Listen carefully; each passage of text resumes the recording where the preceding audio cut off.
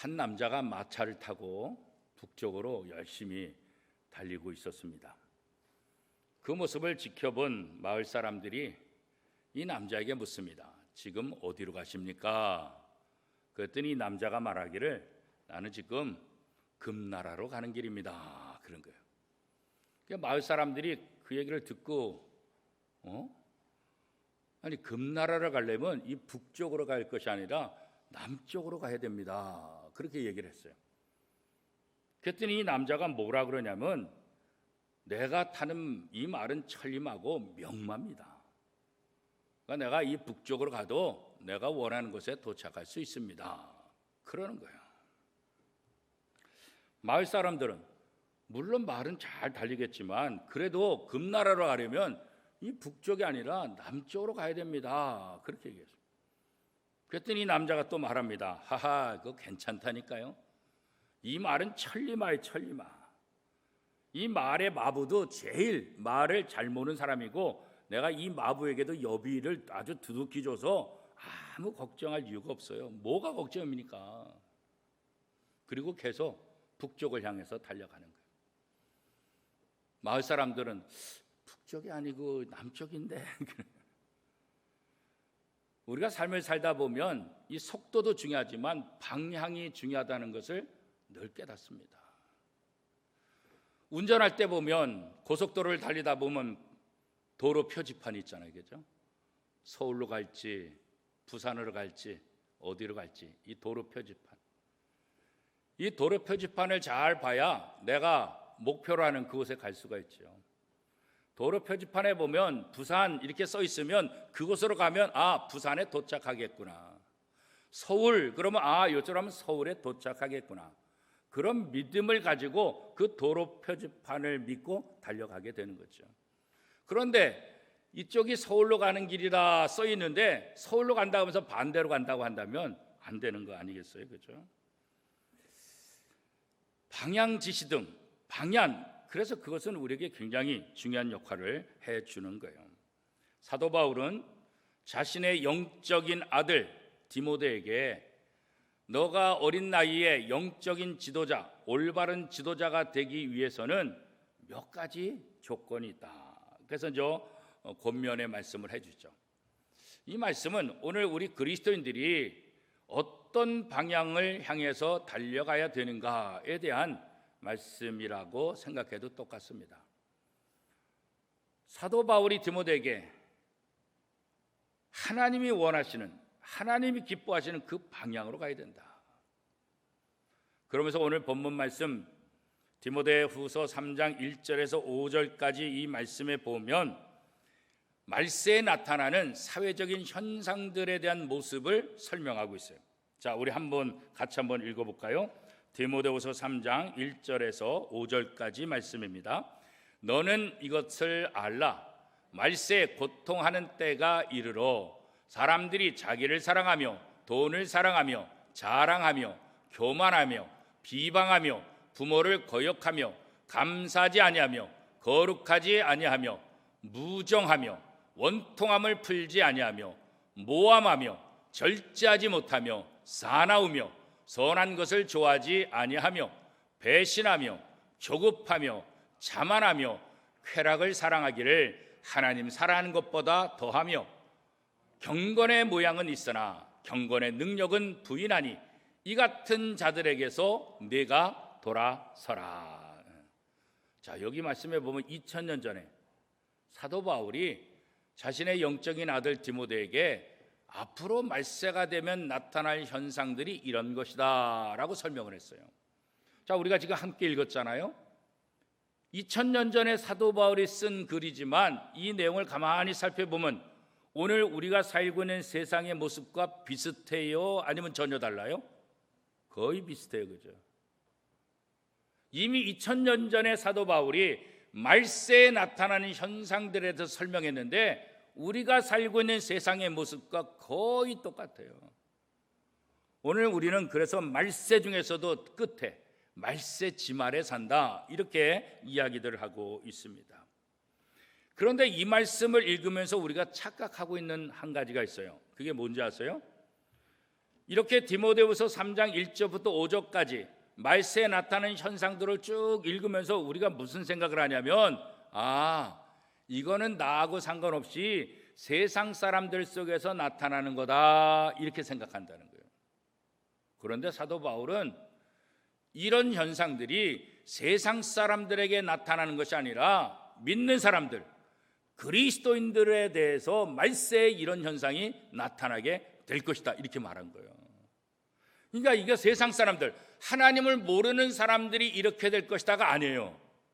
하나님을 잘 믿는 사람들, 나름대로 경건하다고, 나름대로 예수 잘 믿는다고 하는 그 사람들 속에서 이런 일들이 일어날 것이다, 그런 거예요.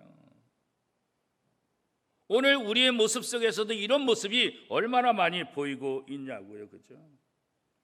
다시 말해서 교회 안에서 자기를 사랑하고 돈을 사랑하고 자랑하고 교만하고 비방하며 부모를 거역하고 감사하지 않고 거룩하지 않고 무정하고 원통함을 풀지 않고 모함하고 절제를 하지 못하고 싸납고 선한 것을 좋아하지 않고 배신하고 조급하고 자만하고 쾌락을 사랑하기를 하나님이 사랑하는 것보다 더 하는 것. 이게 오늘 우리들의 모습 속에 있지 않습니까? 경건의 모양은 있지만 경건의 능력을 부인해서 그리스도인이라고 말하지만 그리스도인의 모습이 전혀 보이지 않는 그런 모습들, 그죠? 이 말씀을 읽으면 참 찔리지 않습니까? 그죠? 세상 사람들의 이야기가 아니라 오늘 교회 안에 우리들의 이야기가 될 것이라는 거예요. 그리스도인이라는 목사, 장로, 권사, 집사, 이런 직분들은 갖고 있지만 그 모습 속에서 그리스도인다운 모습이 전혀 보이지 않는다는 거야. 세상 사람들과 똑같은 삶을 사는 거야. 오늘 우리가 세상 사람들에게 조롱받는 것은 세상과 달라서가 아니라 세상과 똑같아서 조롱받는 거예요. 그래도 너희들은 그리스도인이잖아. 너희들은 우리와 뭔가 달라야 되잖아. 그런데 또 다른 게 뭐야? 2000년 전에 그리스도인들은 세상 사람과 달라서 핍박을 받고 비난을 받았어요. 그러나 오늘 이 세상에서 그리스도인들은 세상과 다르지 않고 세상과 똑같아서 비난받고 있는 거예요. 이게 말세에 나타날 현상이라고 2000년 전에 사도 바울이 이야기하고 온 거예요. 심리학자들은 이런 모습이 완벽한 이기주의의 전형적인 모습이다, 그렇게 말해요. 이기주의적인 사람들의 전형적인 모습. 심리학자들이 이기주의에 빠지게 되면 어떤 현상들이 일어나느냐? 첫 번째로 유별나게 주관적인 사람이 된다. 주관적인 것은 누구나 다 있는데 이기심에 빠지면 유별나게 자기만 옳대, 자기 말만 맞대. 두 번째 현상은 지나치는 우월주의에 빠지는 거예요. 자기만 잘났어, 자기가 최고로 똑똑해. 세 번째는 자기 도취에 빠져, 아나무인해. 자기에게만 도취돼가지고 자기만 생각해. 네 번째는 자기에 빠진다. 다른 사람 사랑하지 않아요. 자기만 사랑해. 다른 사람이 어떻게 되든 전혀 상관이 없어요. 다섯 번째, 세상적인 물질에 지나친 가치를 부여해요. 하나님의 사람이면 하나님의 말씀에 가치를 부여해야 되는데 이 세상의 가치를 최고의 가치로 착각하며 살아가고, 이게 이기적인 삶에 빠진 사람들에게 나타나는 현상들이라는 거예요. 여러분 어떻습니까? 이 이기주의가 더 문제가 되는 것은 뭐냐면, 이 이기주의에 빠지게 되면 자기를 모르는 거예요. 자기 모습을 볼 수가 없어요. 이게 더 무서운 거예요. 이게 더 위험한 거예요. 그죠? 그리고 자기의 모습을 감추기 위해서 외적인 것에 더 치장을, 관심을 더 많이 갖게 하는 거죠. 돈으로, 학벌로, 명예로, 어떤 다른 거로. 자기를 그런 것들을 치장해서 자기가 괜찮은 줄, 자기가 훌륭한 줄 착각하며 살아가고 있다는 거예요. 자기가 서서히 무너지는지도 모르고. 그런데 교회 안에서도 이런 이기주의가 들어오고 있다는 거예요. 이 교회 안에서 하나님의 말씀이 가장 가치가 돼야 돼, 우선이 돼야 되는데 하나님의 말씀이 가치를 인정하지 않는 거예요. 세상의 가치가 교회 안에도 그대로 들어오는 거예요. 세상에서 중요한 게 교회에서도 중요한 것처럼 여기는 거예요. 하나님의 말씀대로 운영되고 하나님의 말씀대로 굴러가야 되는 이 교회가 하나님의 말씀이 아니라 세상의 가치대로 들어와서 세상 기업과 세상 어떤 공동체와 차이 없이 그렇게 돌아가고 있다는 거예요. 그런 세상의 가치관이 교회에 들어오면 교회를 망가뜨리기 시작하는 거예요. 하나님의 나라를 다 무너뜨리는 거예요. 하나님의 나라의 모습은 다 사라지는 거예요. 말세의 현상들이 교회 안에 그대로 다 드러나게 되는 거예요. 그래서 사도 바울은 디모데에게 너는 이것을 알라. 1절에 그렇게 말했습니다. 이것을 알라. 말세에 나타난 현상들이 이런 것임을 알고 마지막 5절에 뭐라고 말하고 있어요? 이와 같은 것들, 이와 같은 사람들, 이와 같은 생각들, 이와 같은 모든 삶, 여기서 어떻게 해요? 돌아서라. 돌아서라. 너가 여기서 돌아서지 않으면 이 시대의 참된 지도자로서의 삶을 살 수가 없다. 그런 것 아니겠어요? 이것은 사도 바울이 디모데에게만 한 말이 아니라 오늘 우리에게도 똑같이 하신 말씀. 디모데전서 후서 3장 1절에서 5절까지 말씀, 말세에 나타난 이 현상들 중에서 오늘 내 속에 있는 것이 무엇인가 이거 찾아내야 돼. 그리고 그것으로부터 돌아서야 돼. 우리 안에 이런 악한 모습들이 침투하고 있는지 이건 늘 살펴봐야 되겠죠. 우리가 나라에서 건강보험공단에서 2년에 한 번씩 건강검진을 하라고 하잖아요. 그죠? 2년에 한 번씩 정기적으로 돌아보는 거예요. 내 몸 안에 잘못된 것이 있지는 않은가, 내 몸에 뭐가 이상이 있지는 않은가 정기적으로 하는 거예요. 정기적으로. 마찬가지로 우리도 우리 삶 속에서 하나님이 기뻐하시는 삶을 살고 있는가 이거 돌아봐야 돼. 하나님이 싫어하시는 거 그거 없지 않나, 그거 찾아서 검사를 해가지고 용정이 나타나면 과감히 잘라버리는 것처럼 우리의 과거를 되돌아보고 우리의 신앙생활에 잘못된 모습이 있으면 과감히 돌아서라는 거예요. 그래야 건강한 지도자, 그래야 건강한 성도들이 될 수 있다는 거예요. 돌아서라, 이 말은 뭐겠어요? 방향을 완전히 바꾸는 거예요. 돌아서라. 가던 길을 돌아서라. 북쪽으로 가던 길을 돌아서서 남쪽으로 가라. 방향이 틀렸기 때문에 그렇죠. 이와 같은 자들에서 돌아서라. 이와 같이 말세에 일어나는 현상들, 그런 사람들에게서 돌아서서 완전히 방향을 바꾸어라. 하나님이 기뻐하는 삶을 살아라. 그런 거죠. 아무리 천리마를 타고 아무리 시속 100km를 달린다 할지라도 방향이 잘못되면 그거 고쳐야 되는 거예요. 천리마 100km 달린다 할지라도 방향이 다른데 어떻게 목적지에 도달할 수 있겠어요? 그죠? 옳은 방향이 아니라고 한다면 우리가 원하는 목적지에 갈 수 없는 거예요. 계속 달려가봤자 점점 내 목적지와 반대로 갈 수밖에 없는 거예요. 하나님의 백성들이 나갈 방향들은 디모데전서 3장 1절에서 5절에서 말한 자기를 사랑하고 돈을 사랑하고 자랑하고 교만하고 비방하며 부모를 거역하고 감사하지 않고 거룩하지 않고 무정하고 원통함을 풀지 않고 모함하고 절제하지 못하고 사납고 선한 것을 좋아하지 않으며 배신하며 조급하며 자만하고 쾌락을 사랑하기를 하나님 사랑하는 것보다 더하며 경건의 모양은 있으나 경건의 능력을 부인하는 것, 이것으로부터 어떻게 해요? 완벽히 돌아서라. 완벽히 돌아서라. 조금 돌아서서 안 돼. 완전히 방향을 바꿔라. 그렇게 말씀하고, 사도 바울이 디모데에게 또 하나 권면하고 있습니다. 그것은 무엇입니까? 진리를 대적하는 어리석은 자가 되지 말아라. 하나님의 말씀이 진리인데 그 진리를 거스리는, 그 진리를 대적하는 자가 되어서는 안 된다. 진리를 대적하는 어리석은 것을 사도 바울은 여인의 어리석음에 비유하고 있지요. 디모데후서 3장 6절 7절 말씀입니다.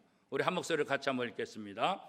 그들 중에 남의 집에 가만히 들어가 어리석은 여자를 유인한 자들이 있으니 그 여자는 죄를 중히 지고 여러 가지 욕심에 끌림 바 되어 항상 배우나 끝내 진리의 지식에 이를 수 없느니라. 어리석은 여인이 누구냐? 욕심에 이끌려 판단을 제대로 하지 못하는 여인이 바로 어리석은 여인이다, 그런 거예요. 욕심에 끌리면 판단을 못해요. 무엇이 옳은지 무엇이 그른지 판단이 안 돼요. 욕심이라는 것이 들어가게 되면요. 그래서 그 욕심 때문에 바람에 나는 갈대처럼 이쪽으로 갔다 저쪽으로 갔다, 중심이 없는 거예요. 진리가 없는 거예요. 그죠? 결과적으로는 진리를 지키지 못하는 거예요. 뭐 때문에요? 욕심 때문에. 욕심이 뭘까요? 적당한 것을 넘어서는 게 욕심이에요. 우리가 밥을 먹더라도 적당히 먹어야 되고, 운동을 하더라도 적당히 해야 돼요. 무엇을 하더라도 적당히 해야지 넘치면 이게 문제가 되는 거죠. 운동도 적당히 해야지 넘치게 해버리면 오히려 몸에 더 망가져요. 그죠? 무조건 한다고 좋은 게 아니에요. 제일 중요한 건 뭐예요? 적당히 해야 돼, 적당히. 근데 이 적당히를 넘어가는 게 그게 뭐예요? 그게 바로 욕심이라는 거예요. 욕심을 좋은 결과를 절대로 가져올 수 없어요. 욕심 부려서 좋은 결과를 가져올 수 없다고요. 그리스도인들에게 있어서 세상을 향한 욕심, 절대로 그리스도인답게 만들 수 없어요. 이 욕심이 어느 때는 그리스도인답게, 어떤 때는 세상 사람답게 자꾸 헷갈리게 만드는 거예요. 욕심 때문에. 결국 이 욕심의 결과는 어때요? 우리를 하나님의 진리에서 떠나게 한다는 거예요. 야고보서는 이 욕심의 결말이 어디에 도달한다고 말하고 있습니까? 야고보서 1장 15절 말씀에 보니까 욕심이 잉태한 즉 죄를 낳고 죄가 장성한 즉 사망을 낳느니라. 사망이 어디서부터 시작되는 거예요? 조그만 욕심부터 시작되는 거예요. 욕심이 우리 마음속에 조금 들어오면 그 욕심이 우리 안에서 점점 자라가지고 우리를 망가뜨리는 거예요. 암 걸릴 때 처음부터 암덩어리가 우리 속에 들어오나요? 암덩어리가 들어오지 않아요. 조그만 게 생기는 거예요. 그러면서 점점 자라는 거예요. 빨리 발견하고 잘라버리면 되는데 이게 무감각하고 모르면 이게 점점 자라가지고 나중에 생명에 지장을 초래하게 되는 거 아니겠어요? 그죠? 중국 주나라 시대 아주 정치를 잘해가지고 소문난 왕이 있었어요. 그런데 이 임금은 본인 자체가 똑똑하지 않았어요. 총명하지도 못해요. 지혜롭지도 못해요. 그런데 참 다행스럽게도 이 임금 밑에 있는 신하들이 총명해요. 신하들이 아주 지혜로워요. 그래서 이 주나라 시대 어느 시대보다도 이 임금이 왕이 됐을 때 나라가 가장 번영하고 가장 강한 나라가 돼요. 그 왕으로서도 얼마나 기분 좋아요. 선조들의 그때보다도 나라가 더 넓혀지고 부유해지고. 그죠? 어느 날 이 왕이 가만히 생각하니까 아니 내가 왕이 돼가지고 이전에 선조들이 할 때보다도 국방도 튼튼해지고 나라도 부자가 되고 모든 거 다 좋아졌는데 가만히 생각해 보니까 자기의 대우는 별로 달라진 게 없어요.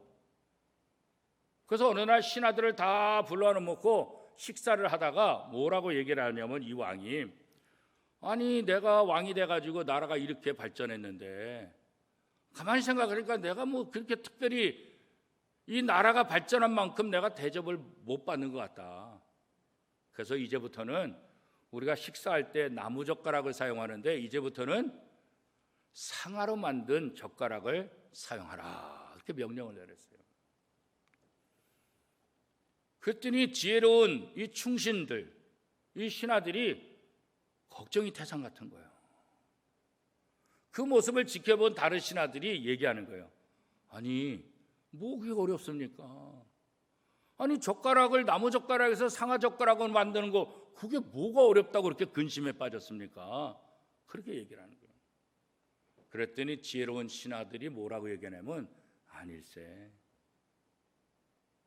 지금은 왕이 나무젓가락을 상아젓가락으로 바꾼다고 하지만 이게 시간이 지나면 금그릇을 가져와라, 보석으로 만든 그릇을 가져와라, 내 왕궁이 좁으니까 더 넓은 것을 만들어라, 앞으로 우리 묘를 갖다가 더 기가 막히게 만들어라. 이 왕이 단순히 나무젓가락을 상아젓가락으로 만든 것이 아니라 왕에게 이런 욕심이 들어갔다는 거, 이게 문제일세. 그랬다는 거.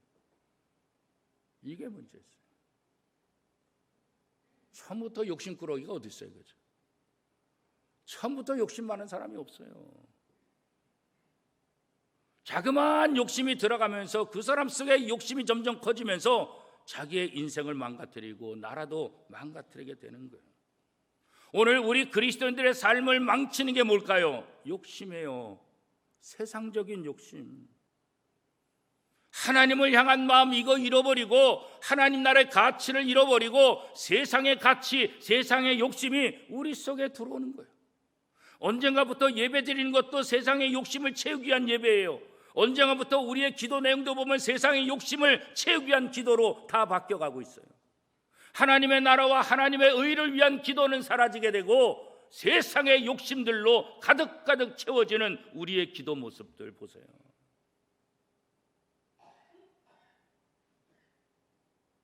그리스도의 모습이 다 사라지는 모습들. 경건의 모양은 있지만 경건의 능력을 부인하고 하나님 나라의 가치를 중요시 여기는 것 같지만 세상의 가치를 더 중요시 여기는 우리들의 모습들. 비정상적인 그리스도의 모습. 늘 설교를 듣고 늘 말씀을 읽고 묵상하지만 전혀 말씀과 상관없이 자기의 욕심대로 세상을 살아가는 그리스도인들의 모습. 경건. 이 경건한 삶이 중요한데 이 경건이 도대체 뭘까? 여러 가지로 경건을 정의할 수 있지만 경건을 이렇게 정의할 수 있어요. 하나님을 향한 전폭적인 헌신.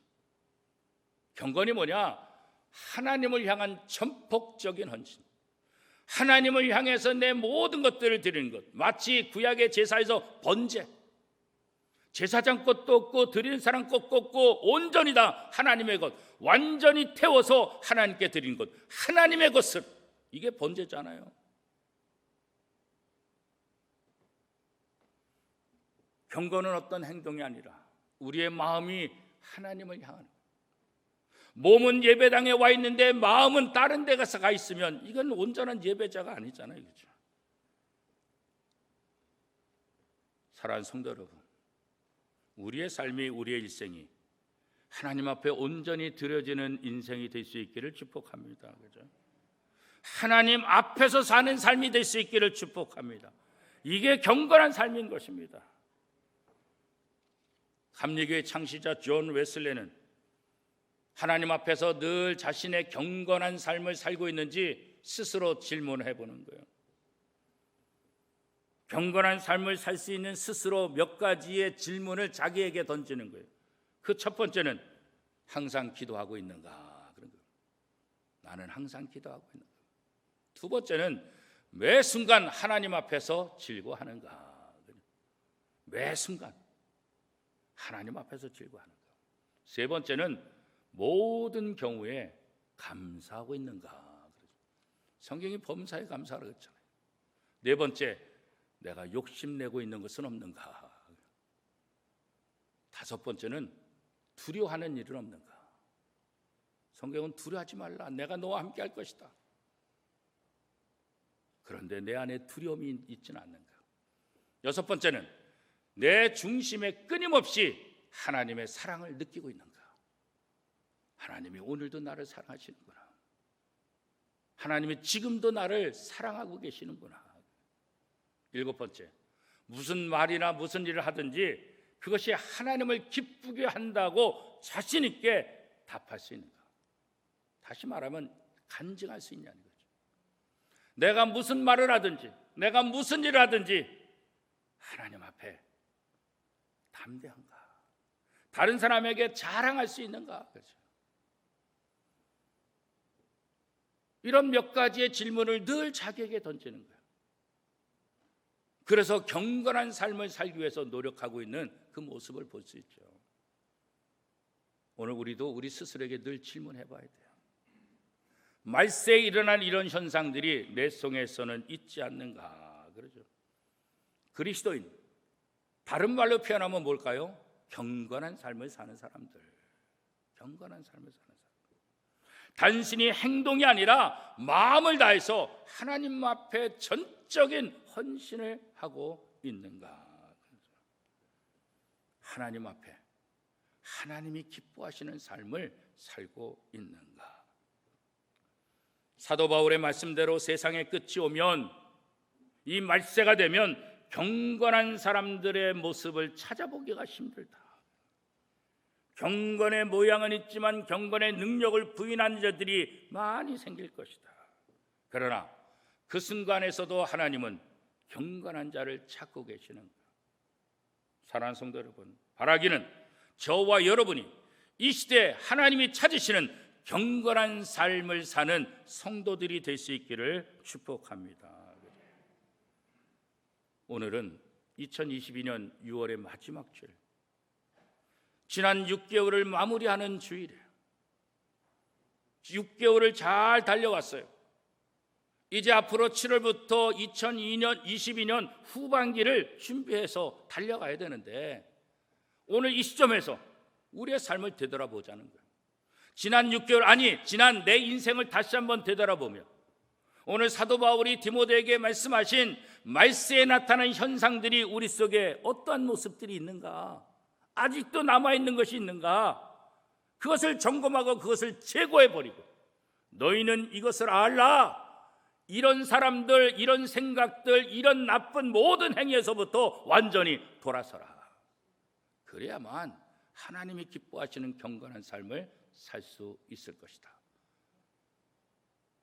다음 주부터 시작되는 2022년 후반전이 정말 하나님이 기뻐하시는 경건한 삶의 모습으로 하나님께 영광 돌리는 저와 여러분의 삶이 될 수 있기를 축복합니다.